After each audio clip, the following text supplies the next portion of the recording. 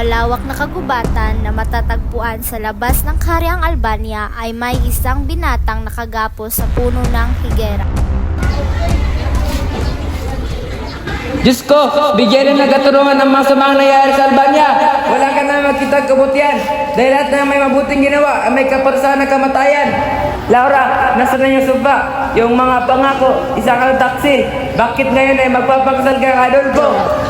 Kasalanan nito lahat ni Adolfo dahil sa kanyang pag-aangat sa kapangyarihan ng Albania. Ano't naging malupit sa atin ng kapalaran. Nasaan ang katarungan? Ni isa man lang dumamay sa akin.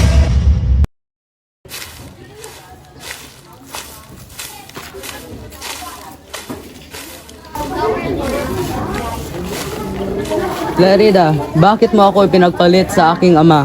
Sa dinaming-daming pwedeng umagaw sa iyo, ang ama ko pang iginagalang. Tapos na ang ating pagmamahalan.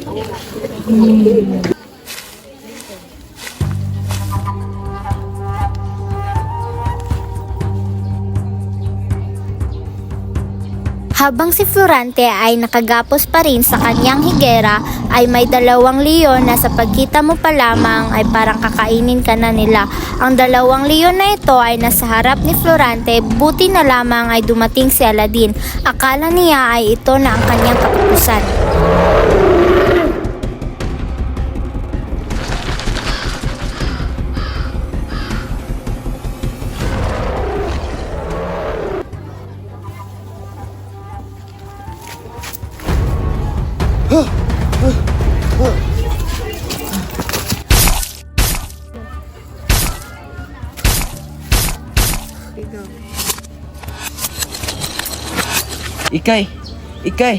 Ikay, isang Moro. Sino ka? Hindi ako makapaniwala ang isang Moro ang magliligtas sa akin. Oo nga, isa akong Moro, ngunit ako ay may puso at tadnamin din. Huwag kang matakot, ikay aking aalagaan muna. Ako naman ay isang Persano. Salamat sa pagligtas mo sa akin. Kung di mo ako linigtas, ay malamang nasa tiyan ako ng mga leon. Walang anuman.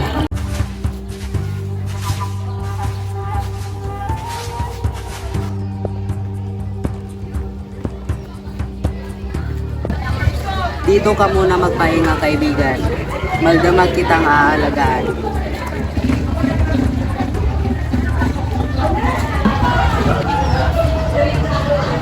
Maraming salamat.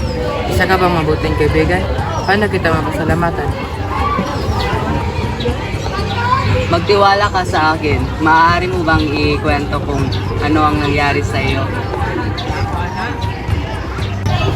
Sige, isasalaysay ko sa iyo ang aking buhay mula sa aking kamusmusan. Ako si Florante. Ang aking mga magulang ay sina Duque Busillo at Prinsesa Floresca. Ang aking mga ama ay tagapayo sa Albania. At ang aking namang ina ay Prinsesa ng Crotona. Florante, anak ko! Tulong! Tulong! Una ko bahala sa buwitrong iyan. Mag-ingat ka, Manalipo! Opo, aking prinsesa. Mag-iingat po ako.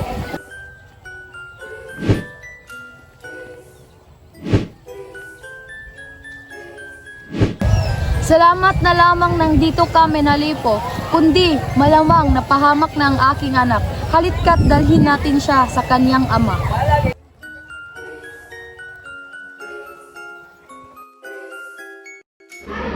Sa paglipas ng panahon, si Florante ay nasa 8 gulang na upang tumuklas ng kanyang sariling kakayanan.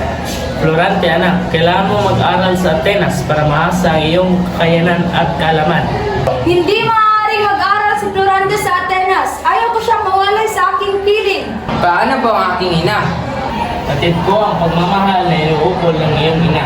Subalit kung tayo'y patatangay ng kalungkutan, sanhi ng ating paglalayo ay hindi mo matatagpuan ang tagumpay. Yan ang dahilan kung kaya't dapat nating pagtiisan ang lahat.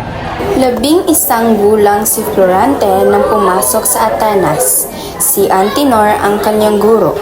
Naging kamag-aral niya si Adolfo na anak ni Conde Silino. Huwaran si Adolfo sa kabaitan sa klase. Ngunit sila ay naging malapit sa isa't isa. Pagkaraan ng 6 na taon ay natuto si Florante ng astrolohiya, matematika at filosofiya. Ang gagawin natin ngayon ay magsasadula hango sa buhay ni Reyna Yocasta. Florante, ang papel ni Eteocles ang gagampanan mo. Katawan naman ni Reyna Yocasta ang gagampanin ni Menandro. Ako dapat si Eteocles, ngunit si Florante yung napili. Hindi ba nakikita ni Maestro Antenor na ako yung mas magaling sa aming dalawa? Nalalapit na yung araw mo, Florante. Isang araw bago pa simulan ang pagtatanghal, si Adolfo ay hindi dalawin ng antok. Laging sumasa isip niya ang maitim na balak kay Florante. Bukas, magiging ganap na yung aking paghihiganti. At nang dumating na ang pagtatanghal ng dula, ay pinakilala ang pangunahing tauhan ng kasaysayang si Florante.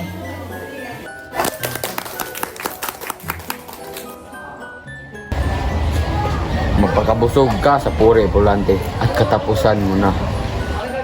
Magsisimula na ang ating dula.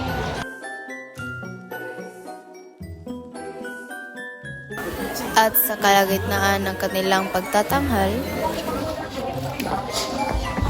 Magkakatag ka na. Ang araw mo na.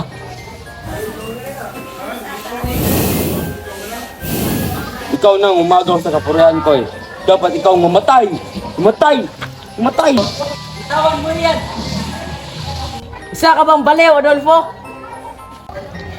Kailangan siya mamatay sapagkat siya yung umagaw sa karangalan ko. Isa kang habang, ulupong at sakim. Patayin si Adolfo, patayin!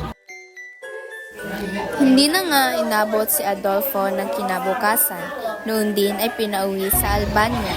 Sa muli nating pagtatagpo, titiyakin ko ang tagumpay, Florante. Titiyakin ko!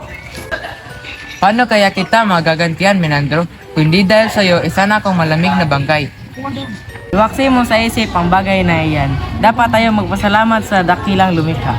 Ang lahat ng utang lamang sa Diyos ay kasangkapan lamang niya upang iligtas ka sa kapahamakan. Florante, para ako na nakikita, malapit na dumating ang araw sa iyong pag-uwi. Sa palagay ko, hindi ako makakauwi kung hindi ka makasama. Sumama kaya ako, ipagpuri mo naman kaya ako sa iyong kaibigan. 10 na lamang mong duke. Aba, syempre, pakilala kita. Ipagpatawad niyo po ang ating pang-aabala. May sulat na galing kay Duque Lucio ng Albania para sa iyo. Iyan ang katotohanan, anak. Humano na ang iyong ina. Hindi ko na ito ipinaalam sa iyo noon upang huwag masira ang iyong pag-aaral. Ang iyong ama, Doc Cristo. Wala nang mahal kong ina o mabaging langit. Damay ako sa kalungkutan mo, Florante. Ina, bakit di mo ako inintay? Di ba't sabi ko sa'yo ako'y magbalik upang handugan ka ng aking tagumpay? Huwag masyadong malumbay, Florante. Hindi makakatulong ang kalungkutan sa iyong katawan. Salamat sa iyong paalala, Menandro. Isa kang dakilang kaibigan. Florante, sa pagbabalik mo sa Albania ay tandaan mong mayroon kang isang kalaban. Ang higante ni Adolfo ay pakingatan mo. At kung ikaw ay salubungin ng ngiti, mag-ingat ka pero huwag kang magpapahalata. Salamat po sa iyong pagunita, mahal kong guro. Iyan pala, Menandro. Di ba sasama ka sa akin? Ang pasaya lamang ng aking amain ang dapat nating hingiin.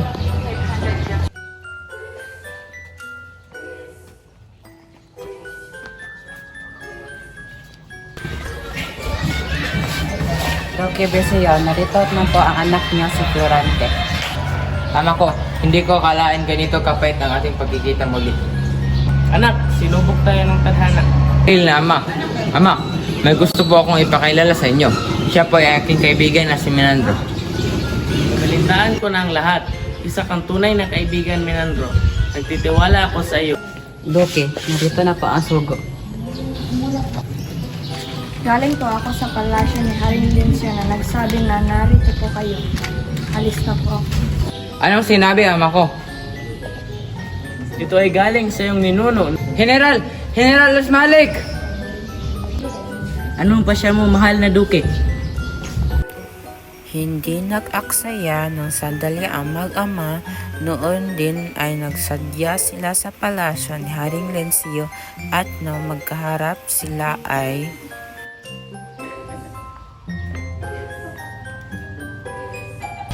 Mabuti at nagsadya ka agad sa akin. Ang Crotona ay nangangailangan ng ating tulong.